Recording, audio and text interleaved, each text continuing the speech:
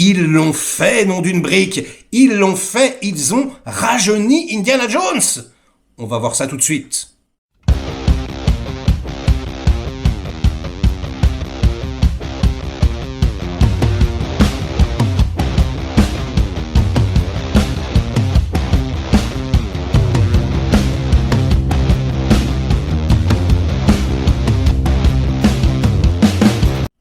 Salut les cinéphages, c'est Merege, et aujourd'hui on arrête tout, puisque ça y est, il est enfin arrivé le premier trailer, enfin teaser, de Indiana Jones 5.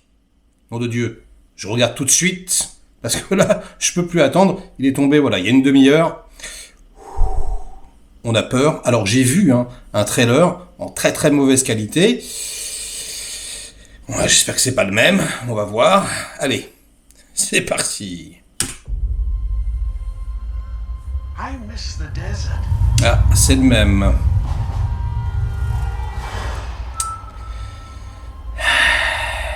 I miss the sea. Ouh. Le désert me manque. La mer me manque. I miss waking up every morning. Oh là là. Ouais, c'est beau quand même. Ah, une explosion en synthèse dégueulasse. Bring to us. Il y a des effets spéciaux, il y a de la synthèse ouille. Come and gone. Perhaps. Perhaps not. Ah, ça là, je le savais. I don't believe in magic, I don't believe in magic. but a few times in my life. Ah, Indiana Jones rajeuni. Ah, alors est-ce que c'est... Alors, j'arrive pas à comprendre si ce plan, c'est un plan d'Indy 3 ou... Ouh. Ouh, ça, c'est... Putain, c'était bien fait quand même. What you believe. Ouh, ça par contre, c'était dégueulasse, l'incrustation là. It's how hard you believe it. Sur le visage d'Indy là, bien crado. Ah. Ouh, qu'est-ce que c'était que ça?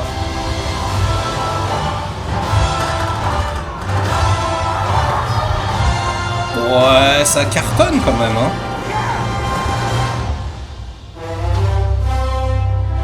Et voilà, Indiana Jones and the Dial of Destiny.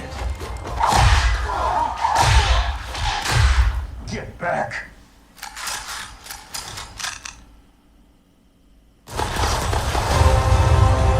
Ouh, le 30 juin. Bon. Alors les petits enfants, je vais faire une petite coupure et je vais revenir parce qu'il faut que je fasse des captures d'écran, il faut que je la revoie une ou deux fois et on en discute tous ensemble. Voilà les petits enfants, ça y est, je l'ai revu, j'ai capturé quelques images, je vais vous les montrer et puis on va en discuter. Mais globalement, je vais vous dire ce que j'en ai pensé quand même. J'ai trouvé ça bien. Franchement, j'avais le frisson. Je trouve que c'est assez joli. Je trouve que c'est cool parce que Harrison Ford, il a l'air de le faire. Bon, on voit qu'il est vieux, mais je veux dire, voilà, il bouge encore, les coups de fouet, etc. Ça a pas l'air ridicule, alors que je pensais que ça pouvait l'être un petit peu. Il a l'air super investi, enfin, voilà, il est bien vénère sur son cheval et tout. Voilà, le cheval dans le métro, c'est cool parce que voilà, il y a énormément en fait d'action. Et comme il est vieux, ils ont misé plutôt sur des véhicules. À chaque fois, il est dans une bagnole, voilà, il est dans un train, il est sur un cheval, etc. Il n'est pas en train de faire voilà des cabrioles avec son fouet, voilà, à 80 piges, ça aurait été un petit peu relou. Et du coup, physiquement, je pense qu'ils vont plus miser sur le fait qu'il ait 70 ans, un truc comme ça. Donc ça passe, et ça fait plaisir. Il est toujours autant charismatique. Voilà, c'est cool. Franchement, voir un vieil Indy, moi personnellement, je trouve ça cool. Ensuite, il y a toute la partie du film. Alors on sait pas bien. On sait pas bien si c'est toute la première partie ou si ça sera ce qui va remonter le temps. Mais s'il remonte le temps, il sera vieux de toute façon. Bref, en tout cas, il est rajeuni à un moment donné. Et d'après ce qu'a dit James Mangold, ça sera au début du film toute une séquence, voilà, où ils ont même été repêchés en fait des images d'archives. Ils ont engagé le YouTuber également, qui était responsable de tous les deepfakes, etc. Et ils l'ont engagé pour faire du bon travail. Et c'est vrai que là, on a des putains de plans qui sont impressionnants. Je vous montre le premier. Voilà, alors voilà, il est là, qui est assez impressionnant. Quand on le voit en mouvement, ça c'est pas du tout un plan d'autres Indiana Jones. C'est c'est la fameuse séquence dans le train. Vous voyez que il y a le blouson, le chapeau, le visage exactement, je crois qu'ils ont été récupérer le même blouson que dans Indiana Jones 1, d'après ce que dit le réalisateur. Et c'est vrai que c'est assez bluffant. Là, pour le coup, c'est assez cool. Donc, voilà, je vous laisse la regarder un petit peu. Mais c'est plutôt rassurant. Si tout est fait comme ça, ça peut faire illusion. C'est assez coolos. Alors, on regarde la deuxième photo. Donc ça, c'est dégueulasse, en revanche. Ça, par contre, ça fait flipper. Là, c'est... donc moi, j'avais vu les images de tournage avec le cascadeur, etc. Donc là, on a pris clairement la tête de Harrison Ford et on l'a incrusté sur un cascadeur, la tête de Harrison Ford vieux. Et là, là, c'est dégueulasse. Là, franchement, on voit que c'est une incruste, c'est tout pourri. Et ça, moi, personnellement, ça me fait sortir du film. Donc, je trouve que c'est bizarre. Bon, les effets spéciaux doivent pas être terminés. Mais bon, moi, je l'aurais pas mis dans le trailer si c'était pas terminé, perso. Donc ça fait plutôt flipper. Voyons la troisième image. Donc oui, alors voilà, ça c'est Indiana Jones jeune. Donc en fait, la tête à l'envers, ça c'est toute la séquence en fait que vous voyez dans le train. C'est une séquence avec des nazis, etc. Donc là où on le voit, dans le train rajeuni. Donc là, c'est pareil, ça a l'air bien fait. On voit pas trop, mais il a la tête en bas. Mais je veux dire, voilà, globalement, on a l'air de gober quand même. Là, c'est pareil. Voilà, le coup de fouet, etc. sur le méchant. Alors, toute la séquence avec le train, moi, c'est ça qui me pose un problème. C'est-à-dire que, voilà, toute la fumée, on sent que c'est un peu numérique. Et si l'idée, c'est de nous faire gober que c'est,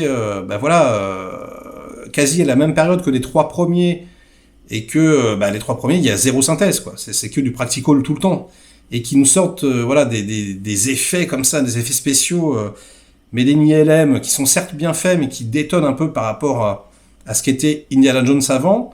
Ça risque d'être un peu compliqué, mais bon, on voit pas grand-chose dans le trailer, on peut pas vraiment juger de la qualité définitive des effets spéciaux, donc je ne me prononcerai pas totalement.